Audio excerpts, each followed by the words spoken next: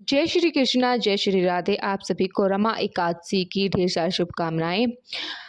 भगवान श्री लक्ष्मी नारायण जी की जय। आज कार्तिक मास की कृष्ण पक्ष की एकादशी तिथि है और इस एकादशी को रमा एकादशी के नाम से जाना जाता है और कुछ स्थानों पर इसे रमा ग्यारस भी कहते हैं।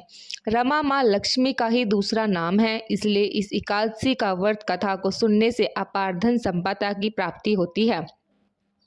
जो व्यक्ति रमा एकादशी का व्रत करता है उसे बैकुंठ में स्थान प्राप्त होता है।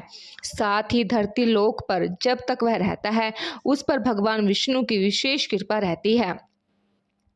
पाक पुराण के अनुसार रमा एकादशी व्रत कामधेनु और चिंतामणि के समान फल देती है। आज मैं आपको सुना रही हूँ रमा एकादशी का बड़ा ही दुर्बल कथा।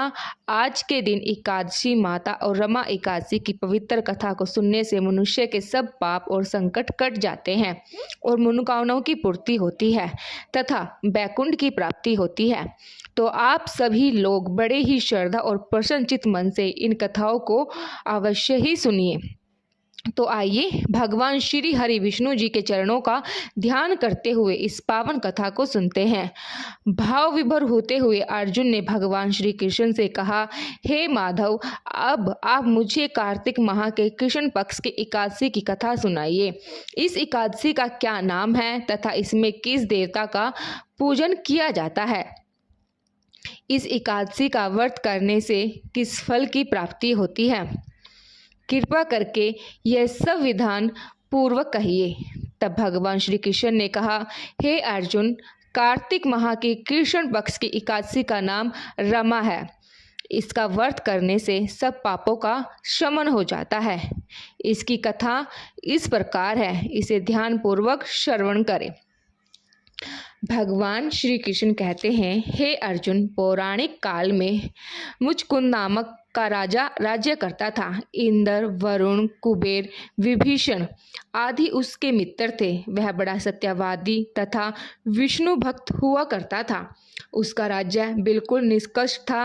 उसकी चंद्रभाग नाम की एक कन्या थी जिसका विवाह उसने राजा चंद्रसेन के पुत्र शोभन से कर दिया था। वह राजा एकादशी का व्रत बड़े ही नियम से करता था और उसके राज्य में सभी कठोरता से इस नियम का पालन करते थे। एक बार की बात है कि शोभन अपने ससुराल आया हुआ था और वह कार्तिक का महीना था।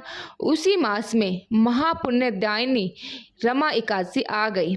इस दिन सभी व्रत रखते थे। चंद्रभागा ने सोचा कि मेरा पति तो बड़े कमजोर हृदय का है, वह एकादशी का व्रत कैसे करेंगे, जबकि पिता के यहाँ तो सभी को व्रत करने की आज्ञा है। मेरा पति राज आज्ञा मानेगा तो बहुत कष्ट पाएगा। चंद्रभागा को जिस बात का डर था वही हुआ। राजा ने आदेश जारी किया कि इस समय उनका दामाद राज्य में पधारा हुआ है, अतः सारी प्रजा विधान पूर्वक एकादशी का व्रत करे। जब दशमी आई तब राज्य में ढिंढोरा पिटा। उसे सुनकर शोभन अपनी पत्नी के पास गया और बोला, हे प्रिय, तुम मुझे कुछ उपाय बतलाओ, क्योंकि मैं उपवास नहीं कर सकता। यदि मैं उपवास करूंगा तो अवश्य ही मर जाऊंगा। पति की बात सुनकर चंद्रभागा ने कहा, हे स्वामी, मेरे पिता के राज्य में एकादशी के दिन कोई भी भोजन नहीं कर सकता। यहाँ तक कि हाथी, घोड़ा, ऊंट, पशु आदि भी तृण, अन्न, जल आदि ग्रहण नहीं करते। फिर भला मनुष्य कैसे भोजन कर सकते हैं? यदि आप उपवास नहीं कर सकते तो किसी स्थान पर चले जाइए, क्योंकि यदि आप यहाँ रहोगे तो आपको व्रत तो अवश्य ही करना पड़ेगा। पत्नी की बात सुनकर शोभन ने कहा, हे प्रिय, तुम्हारी राय उचित है, परंतु मैं व्रत करने के डर से किसी स्थान पर नहीं जाऊंगा। अब मैं व्रत अवश्य ही करूंगा, परिणाम चाहे कुछ भी क्यों ना हो। भाग्य में लिखे को भला कौन टाल सकता है। सभी के साथ शोभन ने भी एकादशी का व्रत किया तथा भूख और प्यास से अत्यंत व्याकुल होने लगा। सूर्य नारायण भी अस्त हो गए और जागरण के लिए रात्रि भी आ गई। वह रात शोभन को असहनीय दुख देने वाली थी। दूसरे दिन सूर्योदय होने से पूर्व ही भूख प्यास के कारण शोभन के प्राण पुकुर उड़ गए। राजन ने शोभन के मृत शरीर को जल प्रवाह कर दिया और अपनी पुत्री को आज्ञा दी कि वह सती न हो और भगवान विष्णु की कृपा पर भरोसा रखे। चंद्रभागा अपने पिता की आज्ञा अनुसार सती नहीं हुई। वह अपने पिता के घर रहकर एकादशी के व्रत करने लगी। उधर रमा एकादशी के प्रभाव से शोभन को जल से निकाल लिया गया और भगवान विष्णु की कृपा से उसे मेद्रांचल पर्वत पर धन धान्य से परिपूर्ण तथा शत्रु रहित देवपुरी नामक का एक उत्तम नगर प्राप्त हुआ। उसे वहां का राजा बना दिया गया। उसके महल में रत्न और स्वर्ण के खंभे लगे हुए थे। राजा शोभन स्वर्ण और मणियों के सिंहासन पर सुंदर वस्त्र तथा आभूषण धारण किए बैठा था। गांधर्व तथा अप्सराएं नृत्य कर उसकी स्तुति कर रहे थे। उसी समय राजा शोभन मानो दूसरे इंद्र प्रतीत हो रहा था। उन्हीं दिनों मुचनकुंद नामक नगर में रहने वाले सोम शर्मा नामक एक ब्राह्मण तीर्थ यात्रा के लिए निकला हुआ था। घूमते घुमाते वह शोभन के राज्य में जा पहुंचा और उसको देखा। वह ब्राह्मण उसको राजा का जमाई जानकर उसके निकट गया। राजा शोभन ब्राह्मण को देख आसन से उठ खड़ा हुआ और अपने ससुर तथा स्त्री चंद्रभागा के कुशल अक्षमा पूछने लगा। शोभन की बात सुन सोम शर्मा ने कहा, हे राजन, हमारे राजा कुशल से हैं तथा आपकी पत्नी चंद्रभागा भी कुशल है। अब आप अपना वृत्तांत बतलाइए। आपने तो रमा एकादशी के दिन अन्न जल ग्रहण न करने के कारण प्राण त्याग दिए थे। मुझे बड़ा विस्मय हो रहा है कि ऐसा विचित्र और सुंदर नगर, जिसको ना तो मैंने कभी सुना और ना कभी देखा, आपको किस प्रकार प्राप्त हुआ। इस पर शोभन ने कहा, हे देव, यह सब कार्तिक माह की कृष्ण पक्ष की रमा एकादशी के व्रत का फल है। इसी से मुझे यह अनुपम नगर प्राप्त हुआ है, किंतु यह अस्थिर है।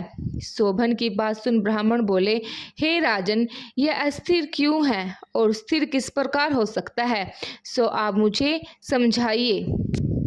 यदि इसे स्थिर करने के लिए मैं कुछ कर सका तो वह उपाय मैं अवश्य ही करूँगा। राजा शोभन ने कहा, हे ब्राह्मण देव, मैंने वह व्रत विवश होकर तथा श्रद्धा रहित किया था। उसके प्रभाव से मुझे यह स्थिर नगर प्राप्त हुआ है।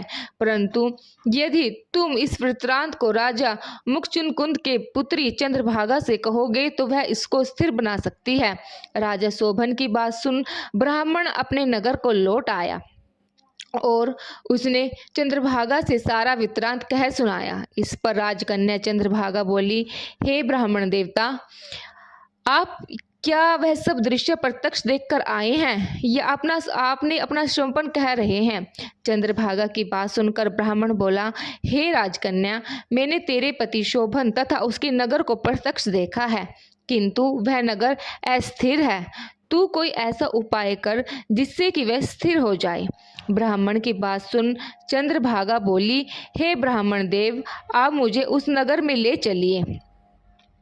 मैं अपने पति को देखना चाहती हूँ। मैं अपने व्रत के प्रभाव से उस नगर को स्थिर बना दूंगी। चंद्रभागा के वचनों को सुनकर वह ब्राह्मण उसे मेद्रांचल पर्वत के पास वामदेव के आश्रम में ले गया। वामदेव ने उसकी कथा सुनकर चंद्रभागा का मंत्रों से अभिषेक किया। चंद्रभागा मंत्रों तथा व्रत के प्रभाव से दिव्य देह धारण करके पति के पास चली गई। शोभन ने अपनी पत्नी चंद्रभागा को देखकर उसे प्रसन्नतापूर्वक आसन पर अपने पास बैठा लिया। चंद्रभागा ने कहा, हे स्वामी, अब आप मेरे पुण्य को सुनिए। जब मैं अपने पिता के घर में 8 वर्ष की थी, तभी से मैं सुविधि एकादशी का व्रत कर रही हूँ। उन्हीं व्रतों के प्रभाव से आपका यह नगर स्थिर हो जाएगा और सभी कर्मों से परिपूर्ण होकर प्रलय के अंत तक स्थिर रहेगा। चंद्रभागा दिव्य स्वरूप धारण करके तथा दिव्य वस्त्र अलंकारों से सजकर अपने पति के साथ सुखपूर्वक रहने लगे। हे अर्जुन, यह मैंने रमा एकादशी का महत्व कहा है। जो मनुष्य रमा एकादशी के व्रत को करता है, उनके सभी पाप नष्ट हो जाते हैं। जो मनुष्य रमा एकादशी का महात्म्य सुनता है वह अंत समय में विष्णु लोक को जाता है।